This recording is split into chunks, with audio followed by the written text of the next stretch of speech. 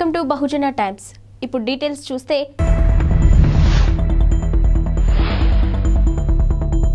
నేడు ఢిల్లీకి వెళ్తున్న రేవంత్ రెడ్డి. ప్రధాని మోదీ అపాయింట్మెంట్ కోరిన సీఎం.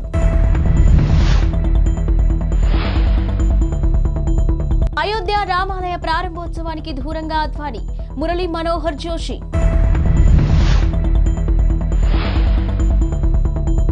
మద్యం అమ్మకాలు వినియోగంలో తెలంగాణ టాప్. లీటర్లు తాగేస్తున్నారు. తెలంగాణ ముఖ్యమంత్రి రేవంత్ రెడ్డి ఈ రోజు ఢిల్లీకి వెళ్తున్నారు. తన పర్యటనలో భాగంగా పార్టీ ముఖ్య నేతలు మల్లికార్జున ఖర్గే, సోనియా గాంధీ, రాహుల్ గాంధీ, ప్రియాంక గాంధీలను కలవనున్నారు. ఇక మంత్రివర్గ విస్తరణ, ఎమ్మెల్సీల ఎంపిక, పార్లమెంటు ఎన్నికలపై అనుసరించాల్సిన వ్యూహాలపై వారితో రేవంత్ చర్చించనున్నారు.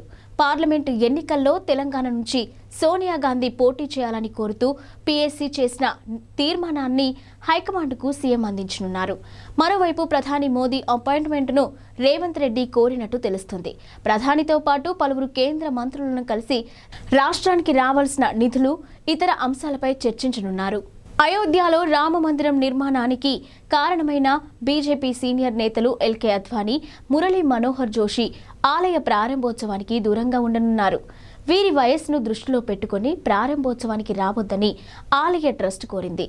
ఇక ప్రస్తుతం అద్వానీ వయసు 96 సంవత్సరాలు కాగా మురళీ మనోహర్ జోషి వయసు 89 సంవత్సరాలు.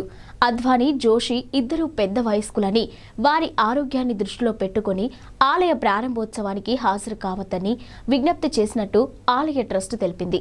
తమ విజ్ఞప్తిని వారు మన్నించారని ట్రస్ట్ ప్రధాన కార్యదర్శి చంపత్ రాయ్ తెలిపారు. ఆలయ ప్రారంభోత్సవానికి మాజీ ప్రధాని దేవేగౌడను ఆహ్వానించేందుకు 3 సభ్యుల బృందాన్ని ఆహ్వానించినట్టు పేర్కొన్నారు. తెలంగాణలో మద్యం అమ్మకాలు వినియోగంపై ఎక్సైజ్ శాఖ అధికారులు ముఖ్యమంత్రి రేవంత్ రెడ్డికి సమర్పించిన నివేదికలో పలు ఆసక్తికర విషయాలు వెల్లడించారు. దక్షిణాదిలోని ఇతర రాష్ట్రాలైన ఏపీ, తమిళనాడు, కేరళకు మించి ఇక్కడ మద్యం వినియోగిస్తున్నట్టు పేర్కొన్నారు. అంటే దక్షిణాదిలోని లిక్కర్ వినియోగంలో తెలంగాణది టాప్ ప్లేస్.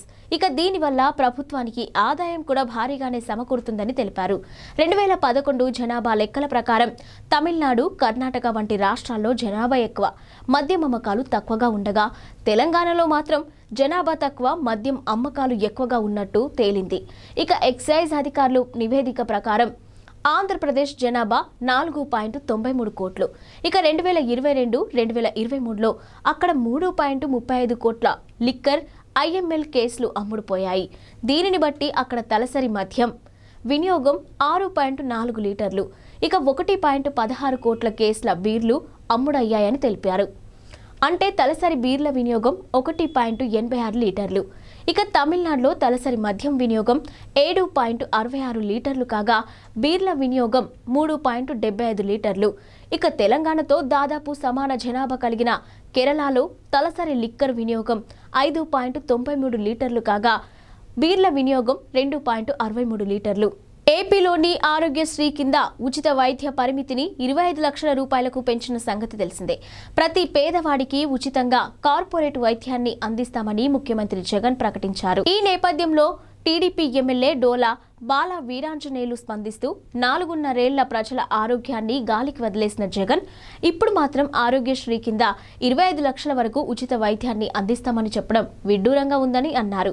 ఇక ఆరోగ్యశ్రీ నెట్వర్క్లోని ఆసుపత్రులకు 1000 కోట్ల బకాయిలను రాష్ట్ర ప్రభుత్వం చెల్లించలేదని, ఆ బకాయిలను చెల్లించకుండానే ఎన్నికల ముందు మరో డ్రామాకు జగన్ తెరతీశారని విమర్శించారు. ఆరోగ్యశ్రీ కింద వైద్యమే అందనప్పుడు దాని పరిమితిని 25 లక్షలకు పెంచితే ఏం ఉపయోగం, కోటికి పెంచితే ఏం ఉపయోగం అని ఎద్దేవా చేశారు. అనారోగ్యం బారిన పడి ఆసుపత్రికి వెళ్తే చాలా వైద్యులు వెంటనే సిటీ స్కాన్ రాసేస్తూ ఉంటారు. ఇక ఈ స్కాన్ ద్వారా రోగానికి కారణమయ్యే అసలు విషయాన్ని గుర్తించి సరైన చికిత్స అందించవచ్చనేది వైద్యుల భావన. ఇక సిటీ స్కాన్ అనేది ప్రస్తుతం చాలా సర్వసాధారణమైన విషయంగా మారింది. ఈ విషయం గురించి తెలిస్తే మాత్రం సిటీ స్కాన్ చేయించుకోవడానికి భయపడతారు. సిటీ స్కాన్ వల్ల చిన్నారులు, యువతులు బ్లడ్ క్యాన్సర్ బారిన పడే అవకాశం ఉందని యూరోపియన్ పీడియాట్రిక్ సిటీ అధ్యయనం హెచ్చరించింది. దాదాపుగా 10 లక్షల మందిని అధ్యయనం చేసిన అనంతరం ఈ విషయాన్ని వెల్లడించింది. స్పష్టమైన ఇమేజీల కోసం సిటీ స్కాన్లో ఉపయోగించే ఎక్స్ కిరణాలను యువతను ముప్పులోకి నెట్టేస్తున్నాయని పేర్కొంది.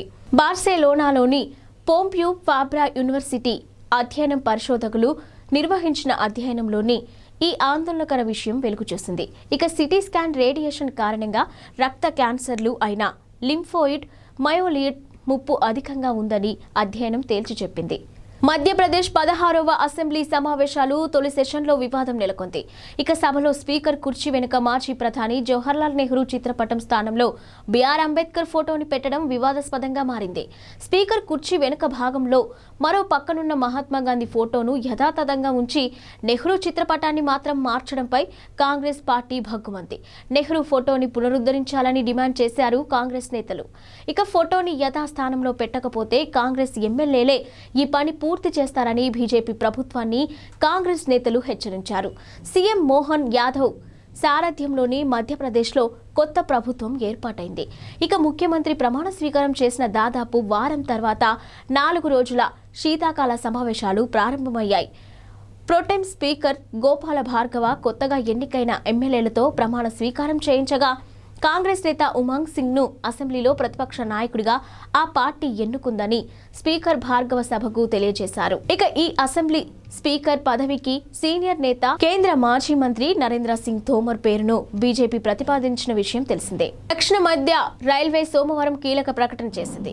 హసన్పర్తి, ఉప్పల్ రైల్వే స్టేషన్ల మధ్య రైల్వే పనుల కారణంగా డిసెంబర్ 19 నుంచి జనవరి 13 వరకు పలు రైళ్లను రద్దు చేస్తున్నట్టు వెల్లడించింది. మొత్తం 8 రైళ్లు రద్దు కానున్నాయని, కనిష్టంగా 12 రోజుల నుంచి గరిష్టంగా 26 రోజుల పాటు ఈ రైళ్లు అందుబాటులో ఉండబోవని తెలిపింది. రైళ్ల వివరాలను వెల్లడించింది. కాజీపేట, హసన్పర్తి, బల్లర్షా, కాజీపేట, కరీంనగర్, సిర్పూర్, కరీంనగర్ రైళ్లు ఇక డిసెంబర్ 19 నుంచి జనవరి 13వ తేదీ వరకు నడవబోవని ఒక ప్రకటనలో దక్షిణ మధ్య రైల్వే పేర్కొంది. సికింద్రాబాద్, సిర్పూర్, కాగజ్నగర్, సిర్పూర్, కాగజ్నగర్, సికింద్రాబాద్ రైళ్లు జనవరి 2 నుంచి 13 వరకు రద్దు చేస్తున్నట్టు తెలిపింది. ఇక కరీంనగర్ బోధన్ రైలు డిసెంబర్ 19 నుంచి జనవరి 13 వరకు, బోధన్ కరీంనగర్ రైలు డిసెంబర్ 20 నుంచి జనవరి 24 వరకు రద్దు కానున్నట్లు వెల్లడించింది. చైనాలో సోమవారం రాత్రి భారీ భూకంపం నమోదైంది. వాయవ్య చైనాలోని గన్స్ ప్రావిన్స్లోని సంభవించిన ఈ భూకంప తీవ్రతను రిక్టర్ స్కేల్పై కొలవగా 5.9గా రికార్డైంది. తీవ్ర భూకంపం ధాటికి 111 మంది మృతి చెందగా వందలాది మంది గాయపడ్డారని చైనా అధికారిక మీడియా సీసీటీవీ వెల్లడించింది. ఇక పెద్ద సంఖ్యలో భవనాలు కూలిపోవడంతో రెస్క్యూ సిబ్బంది శిథిలాలలో తొలగిస్తున్నారు. మంగళవారం ఉదయం నుంచే సహాయక చర్యలు మొదలయ్యాయని వివరించింది. గన్స్ ప్రావిన్స్లో భూకంప తీవ్రత ఎక్కువగా ఉందని, ఇక్కడ సుమారు 100 మందికి పైగా మరణించినట్లు ప్రాంతీయ భూకంప సహాయ కేంద్రం వెల్లడించినట్టు పేర్కొంది. ఇక పొరుగునే ఉన్న కింగ్ హైవే ప్రావిన్స్లోని హైడాంగ్ నగరంలో భూకంప ధాటికి 11 మంది మృత్యువాత పడ్డారు. 100కు మందికి పైగా గాయాలయ్యాయి. ఇక ఈ భూకంపం కారణంగా పెద్ద సంఖ్యలో ఇళ్లు కూలిపోయాయని, గణనీయమైన ప్రాణ ఆస్తి నష్టం వాటిల్లిందని చైనా వార్తా సంస్థ జిన్హువా తెలిపింది. ప్రాణాలు దక్కించుకునేందుకు ప్రజలు వీధుల్లోకి పరుగు తీశారని ప్రస్తావించింది. కాగా ఈ ప్రకృతి విపత్తుపై చైనా అధ్యక్షుడు జిన్పింగ్ స్పందించారు. భూకంప ప్రాంతాల్లో అన్ని విధాల సహాయక చర్యలు అందించాలని అధికారులను ఆదేశించారు. కబ్జా ఆరోపణలు ఎదుర్కొంటున్న మాజీ మంత్రి బీఆర్ఎస్ సీనియర్ నేత మల్లారెడ్డి తెలంగాణ హైకోర్టును ఆశ్రయించారు. మేడ్చల్ జిల్లా షామీర్పేట పోలీసులు తనపై నమోదు చేసిన కేసు అక్రమమని, దీనిని కొట్టివేయాలంటూ ఆయన పిటిషన్ వేశారు. ఇక జస్టిస్ సురేందర్ ముందుకు ఈ పిటిషన్ రాజకీయ నాయకుల కేసులను విచారించే బెంచ్ ముందుకు ఈ పిటిషన్ను తీసుకెళ్లాలంటూ రిజిస్ట్రీని జడ్జి ఆదేశించింది. ఇక కేసు విచారణ వాయిదా వేశారు. కాగా మేడ్చల్ మండలం మూడుచింతలపల్లి మండల కేశవాపురం గ్రామంలోని భూములను కబ్జా చేశారంటూ మాజీ మంత్రి బీఆర్ఎస్ సీనియర్ నేత మల్లారెడ్డిపై కొంతకాలంగా ఆరోపణలు వ్యక్తమవుతున్నాయి.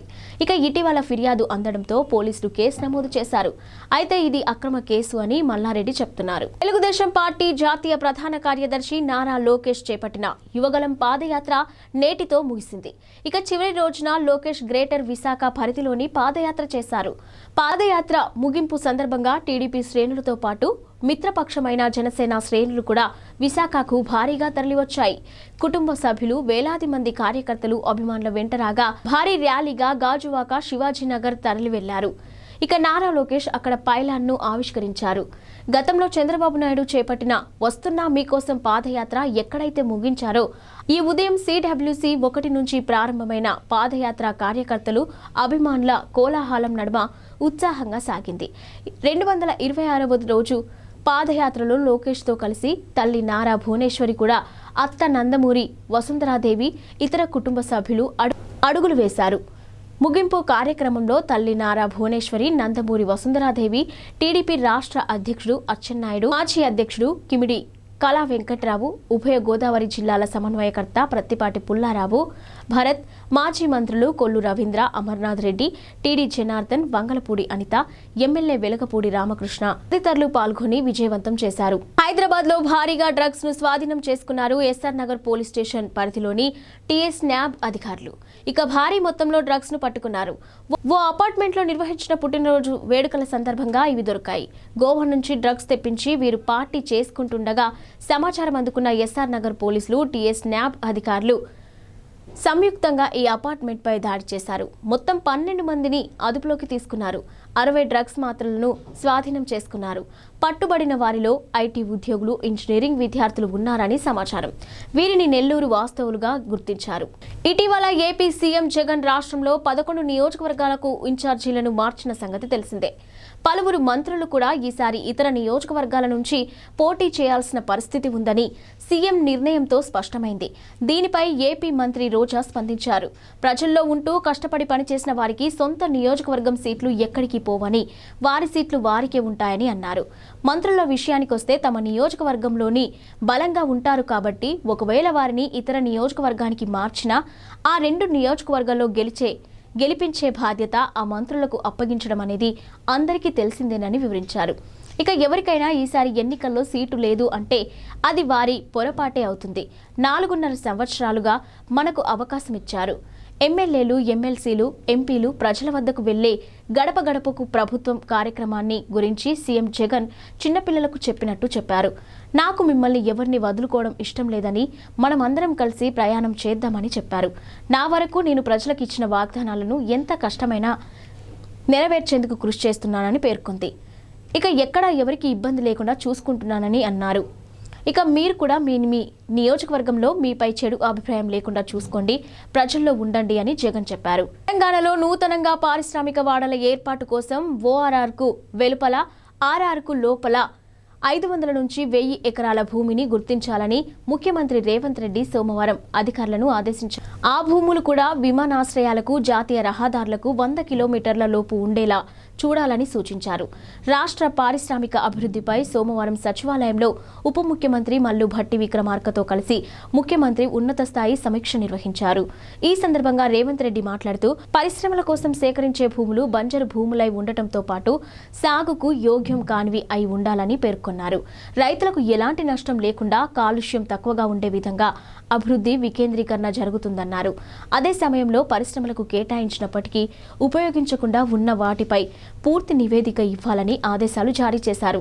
కాలుష్య రహిత పరిశ్రమలకు ప్రాధాన్యత ఇవ్వాలని, హైదరాబాద్లోని నాచారం, జీడిమెట్ల, కాటేదాన్ తదితర పారిశ్రామిక వాడల్లో విషయంలో ప్రత్యామ్నాయాలను సూచించాలన్నారు. ఇవి ఇప్పటివరకు బులెటిన్ అప్డేట్స్.